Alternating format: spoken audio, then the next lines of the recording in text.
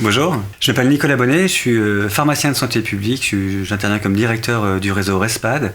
Par ailleurs, je suis responsable de la consultation d'addictologie pour adolescents et jeunes adultes à l'hôpital de la Pitié-Salpêtrière à Paris, dans le service de psychiatrie de l'enfant et de l'adolescent. Et sur des fonctions associatives, je suis président du Carré de Prose à Montreuil, en Seine-Saint-Denis. Le RESPAD, c'est le réseau de prévention des addictions, c'est un réseau national qui fédère près de 600 établissements de santé engagés dans la prévention et la prise en charge de l'ensemble des pratiques addictives. Alors le cannabis, c'est une plante, c'est une herbacée, une plante relativement ancienne d'utilisation, qui a plus de 3000 ans d'usage, notamment thérapeutique, mais aussi en différentes situations d'usage bien-être, on va dire. C'est une plante qui a une espèce, une de plantes, qui s'appelle Cannabis sativa, et puis 3 sous-espèces, Cannabis sativa sativa, Cannabis sativa indica et Cannabis sativa ruderalis. 3 sous-espèces qui ont des taux en THC différents, donc en tétrahydrocannabinol différents à l'intérieur, donc ils vont avoir derrière des usages différents qui vont du cannabis thérapeutique aux usages textiles, mais également aux usages en termes de matériaux d'isolation ou également pour faire des fibres papier. Alors, dans la plante de cannabis, il y a différents types de phytocannabinoïdes, donc différents types de produits qui ont une action sur l'organisme, sur le cerveau pour certains d'entre eux, et puis sur l'ensemble du corps, parce que ce sont des produits vraiment de l'homéostasie, qui ont une action sur le corps de façon très générale. Et parmi ces phytocannabinoïdes, il y a dedans des cannabinoïdes qui sont particulièrement étudiés actuellement, qui sont le THC, le tétrahydrocannabinol, qui a plutôt, lui, l'action recherchée par beaucoup de consommateurs, donc une action en termes de modification de l'état de conscience, de défonce, d'euphorie. Et puis le CBD, qui est lui un autre produit beaucoup à la mode aujourd'hui, en tout cas qu'on retrouve beaucoup aussi en thérapeutique, mais aussi en différents types d'usages. Et le CBD, c'est plutôt un produit qui va avoir une action anxiolytique, qui va avoir une action apaisante, mais qui va aussi avoir des actions extrêmement intéressantes, donc sur l'ensemble du corps, sur la régulation de la fonction cardiaque, la fonction hépatique, sur l'intestin, mais également par exemple sur des actions sur l'état psychique des personnes. Donc il y a pas mal d'utilisations qu'on va retrouver actuellement. Le cannabis, c'est un produit qui a été particulièrement prohibé, interdit, poursuivi au cours du XXe siècle. C'est le produit phare emblématique de la prohibition. Donc c'est un produit qu'on utilise depuis plus de 3000 ans au niveau mondial, qu'on retrouve dans différentes contrées depuis très très longtemps en termes d'usage. Et puis malheureusement, au cours du XXe siècle, en fait, ce produit a plus ou moins disparu des pharmacothérapies, des différentes stratégies thérapeutiques. Et donc parce que très prohibé, parce que très combattu. Et puis depuis 20 à 30 ans, une vingtaine d'années particulièrement, on retrouve ces usages-là de plus en plus présents en thérapeutique. Et donc du coup, les recherches se remettent à être relativement importantes. On commence à étudier de nouveau l'ensemble des phytocannabinoïdes. Et on s'aperçoit dans cette plante de cannabis, avec ces plus de 100 phytocannabinoïdes, il y a donc des cannabinoïdes extrêmement intéressants, on l'a rappelé, CBD, THC, mais également d'autres cannabinoïdes qui vont interagir ensemble. Et donc on s'aperçoit surtout que le plant de cannabis a une utilité et des fonctions en thérapeutique qui sont en fait dans sa globalité. Il faut prendre l'ensemble des phytocannabinoïdes et des terpènes qui sont associés, donc des différents produits présents dans le plant de cannabis pour avoir une action thérapeutique. C'est ce qu'on appelle l'effet d'entourage. Et donc c'est excessivement important d'avoir l'ensemble de ces produits présents. Alors pour y arriver, et pour avoir du CBD, on va du coup avoir différents types de CBD qu'on va extraire des plantes de cannabis. Alors il y a ce qu'on appelle le CBD naturel, qui lui va avoir de 3 origines différentes. En tout cas, le CBD, il va être soit à spectre complet, on va récupérer donc du CBD avec l'ensemble des phytocannabinoïdes de la plante. Donc on aura un produit qui va être du coup qui va contenir l'ensemble des produits psychoactifs, mais en tout cas des produits surtout actifs de la plante de cannabis. Donc CBD à spectre complet. Et le CBD à spectre large, qui est lui déjà un peu plus purifié, où on va avoir un petit peu moins d'autres phytocannabinoïdes, on aura surtout du CBD et du THC. Et puis on a le CBD à spectre étroit, qui est lui surtout un produit avec quasiment que du CBD et du THC.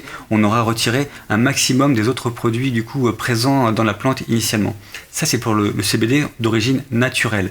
On a également 2 autres types de CBD. Un CBD d'origine du coup lui synthétique, qui est un CBD d'origine de synthèse, qui lui du coup va être fabriqué à partir d'autres éléments naturels. Donc notamment par exemple de la levure de bière avec lequel on peut faire du CBD.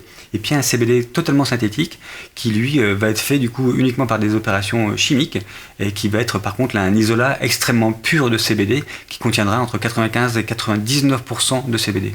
Le CBD actuellement, il est en vente libre du coup dans de très nombreuses boutiques ou d'ailleurs même des distributeurs automatiques. Il y a vraiment énormément d'endroits d'ailleurs où on vend du CBD. On peut juste se rappeler que le marché du CBD au niveau mondial en 2025, il est estimé à 25 milliards d'euros. Donc c'est pour s'imaginer un peu vraiment le marché extrêmement important. Donc ce CBD du coup, il est en vente dans beaucoup d'endroits et il est en vente sous différentes formes. 3 principales. Il y a le CBD qui est en vente sous forme d'inflorescence.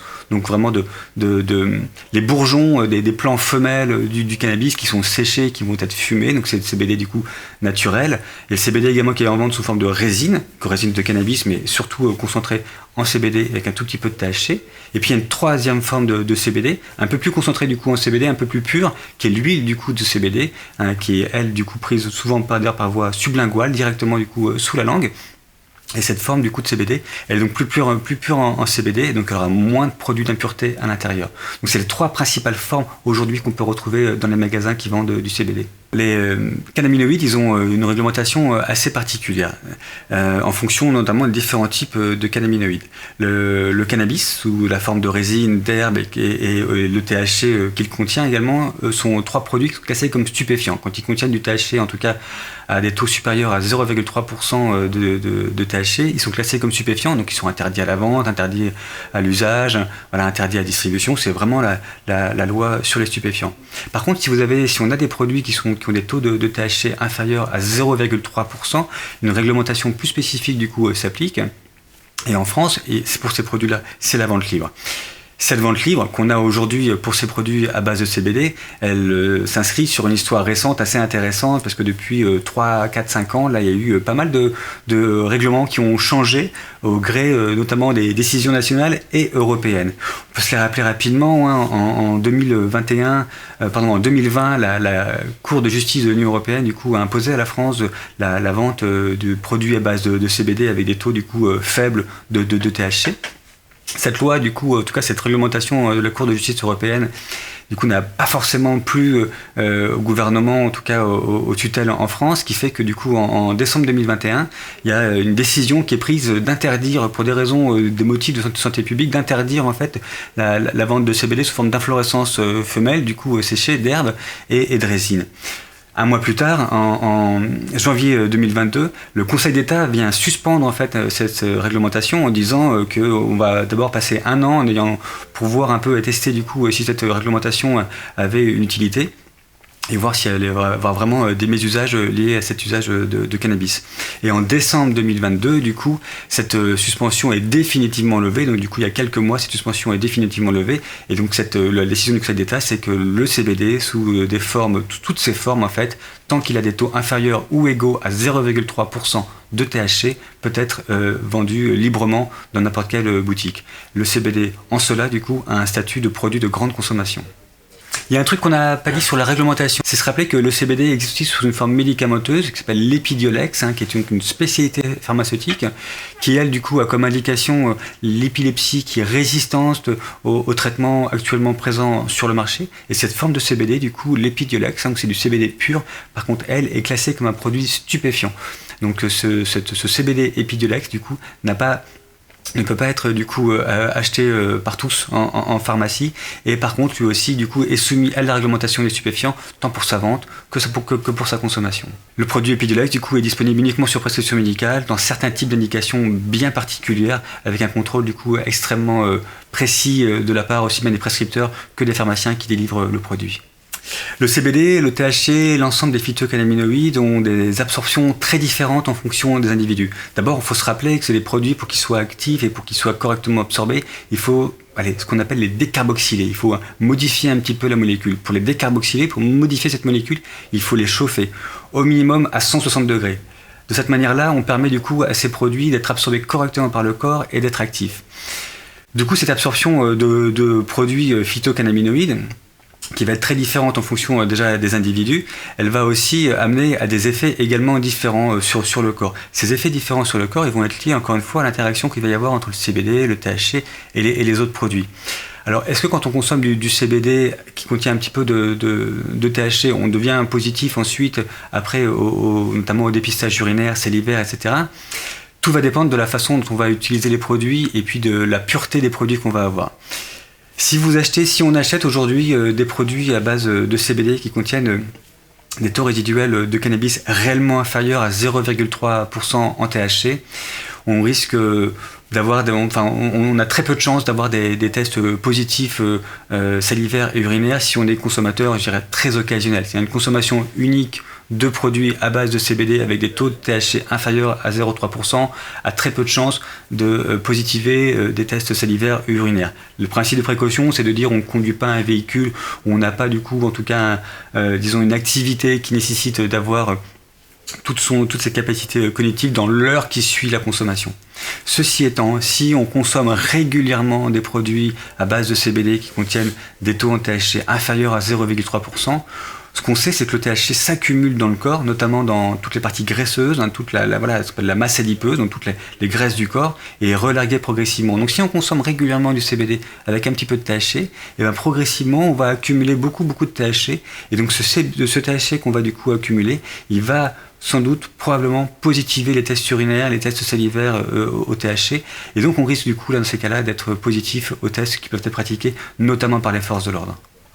Ok, quand on parle de dépistage des cannabinoïdes, du cannabis, THC, CBD, notamment sur les tests salivaires, urinaires qui sont réalisés par les forces de l'ordre, notamment dans le cadre du coup de la conduite automobile, mais également d'ailleurs pas que automobile, hein, mais également des deux roues. Il faut aussi se rappeler quelque chose, c'est que l'impact du cannabis au sens large, donc du THC sur la circulation automobile, c'est un surrisque d'accident qui est égal qui est de 1,2 à 1,4 fois plus qu'une personne qui n'aurait pas consommé de cannabis. Donc une personne sous cannabis, du coup, a 1,2 à 1,4 fois plus de chances ou de risque d'avoir un accident après avoir consommé du THC qu'une personne qui n'en aurait pas consommé. Il faut se rappeler que ce surrisque du coup d'accident de la circulation automobile, il est lui égal à le surrisque qui est pris par une personne qui a consommé de l'alcool et qui aurait une alcoolémie égale à 0,3 à 0,5 grammes d'alcool par litre de sang, soit une alcoolémie légale.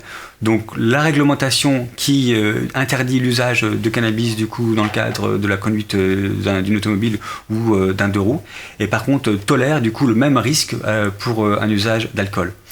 Ce qu'on peut également rajouter, c'est que ce surrisque lié au cannabis, il est bien inférieur au surrisque qui est pris par les personnes qui consomment des benzodiazépines, donc des médicaments ou des médicaments également antalgiques, et qui, elles, ont le droit de conduire un véhicule dans le cadre notamment de prescriptions médicamenteuses, puisque ces médicaments sont excessivement prescrits en France et consommés par des millions de consommateurs actuellement. Ce qu'on peut en dire, c'est que la réglementation, du coup, sur l'usage de cannabis au volant, pour schématiser, c'est qu'elle, en tout cas, elle se base pas sur la science, elle se base pas sur les preuves, elle ne se base pas sur les données vraiment des différentes études. Elle se base évidemment sur d'autres enjeux, d'autres situations qui sont plus liées à la prohibition ou à des jugements moraux qui entourent, encore une fois, la consommation des produits stupéfiants. Je voudrais juste rajouter un point sur également les dosages de CBD et de THC qui doivent être consommés par les consommateurs pour avoir un effet thérapeutique.